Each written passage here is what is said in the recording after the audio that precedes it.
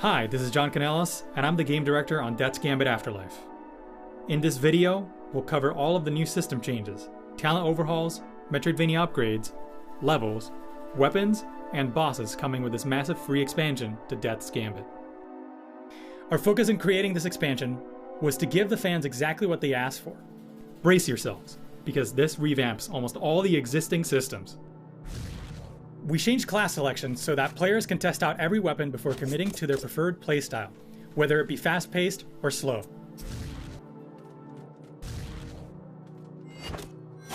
We fine-tuned input buffering to give players more control over their actions. You can now change directions at the start of an animation, so you're no longer stuck to committing to an attack you know you're going to miss. Abilities no longer go on cooldown if you're interrupted before it goes off.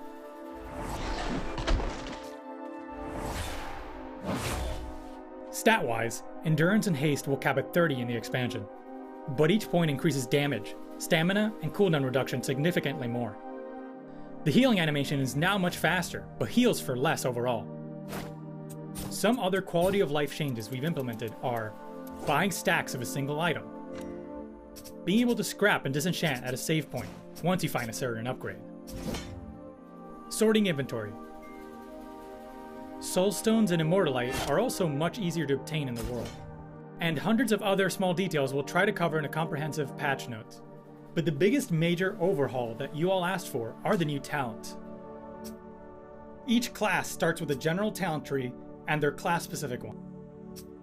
You'll eventually unlock a second class page, which allows you to multi-class and become a hybrid of your favorite playstyles. You can see all the new talent points on our Tumblr blog. And if that wasn't enough, by the end of the game, you will unlock advanced talents, which stay relevant well into New Game Plus. To compensate for the 100 plus talents that are now in the game, talent points are more readily awarded.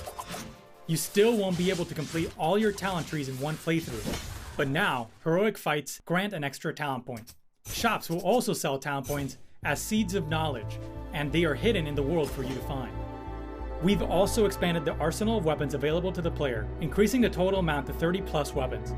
Some are scattered through the world, some are boss drops, and some need to be crafted. Every weapon we're introducing with this expansion has a unique effect that encourages a specific playstyle. We expect to see a lot of interesting builds once players get their hands on them. Overall, there's a lot more diversity to the player progression, choice, and expression. Before we get into the meat of this expansion, there are some additional combat mechanics we've added.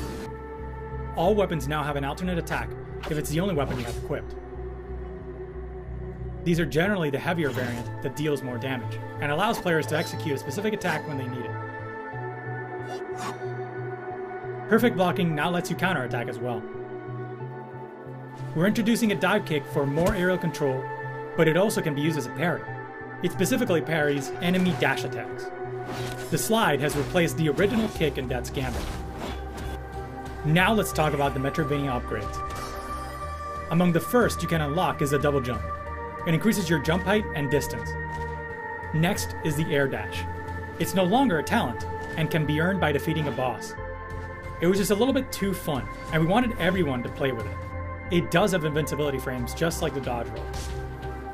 Then we have the crash down, which destroys floor tiles and opens new areas. It has the added effect of blinding an enemy for a short duration. The blinding effect has a cooldown. Finally, we have an infinite jump flower. This is a temporary boost to your double jump and lets you fly for a short duration. There's one more upgrade to find, but we'll leave that up to you to discover.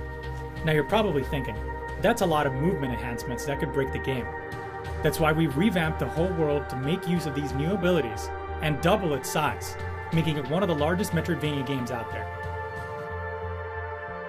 You'll see that some familiar places have undergone a complete makeover or have been extended. To flesh out the increased world size, we've added a few more fun NPCs for you to discover. The giant rabbit here will trade you valuable items for carrots, a new collectible hidden throughout the world. The Archivist is a mysterious creature who you'll have trouble chasing down. And an AI collective, a manifestation of Guarded Tomb itself. But that's not all. We've reworked a few existing bosses. Falling off the Thunderlord platform doesn't result in death anymore. Instead, you take damage and return to the platform.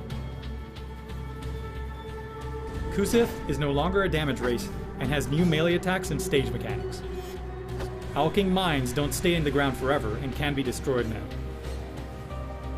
And many more tweaks and balance changes are coming to the bosses. On top of that, we're adding 10 new levels, 7 of which are large, and 3 of which are a bit smaller, and are more puzzle-oriented.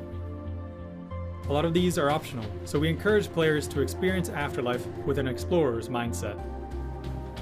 We are also introducing 6 new bosses and continue the story past its current conclusion with alternate endings.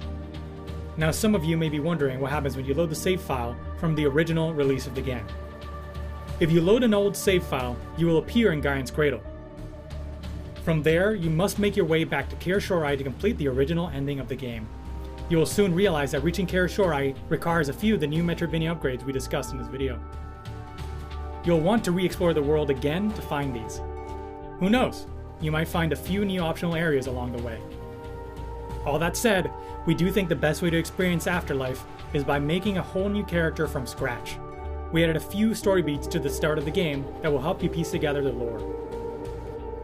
The expansion is coming to Nintendo Switch first, followed by PC a month later, and PlayStation 4 about a month after that. We're a very small team, so to ensure we have the most stable release, we need to give ourselves a buffer period to address any imminent issues that pop up between releases. We appreciate your understanding and hope you're just as excited for the release of Afterlife as we are.